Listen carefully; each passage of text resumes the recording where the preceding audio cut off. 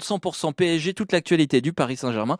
C'est avec Romain Bédouc. Bonjour Romain. Salut Grégoire, salut à tous. Bon ça n'a pas duré longtemps. Le PSG a retrouvé son fauteuil de C'est leader. pas faute de vous avoir prévenu, hein. Pas d'inquiétude, on vous a dit, Luis Enrique gère et une semaine après avoir perdu la première place, on la retrouve. Victoire 3-0 à Brest avec un doublé d'Achraf Hakimi et un but de Désiré Doué. C'est extraordinaire le Paris Saint-Germain parce que non seulement les résultats ils sont là et ça joue bien, mais en plus c'est toujours un joueur différent qui brille et moi ça me permet de pas trop me répéter C'est tous les vrai. matins dans mes chroniques, donc je suis très heureux.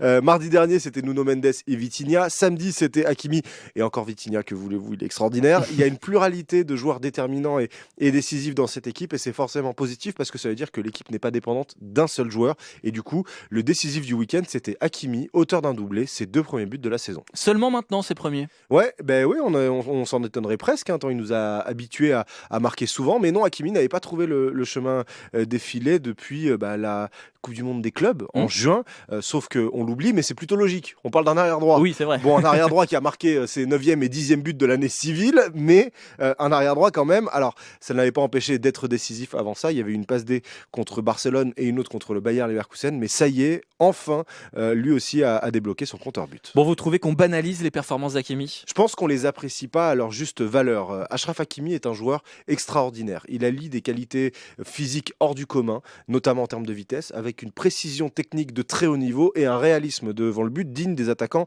de classe mondiale. Il sait tout faire. Il pourrait jouer tous les postes dans le système de Luis Enrique. D'ailleurs, il les joue déjà un petit peu.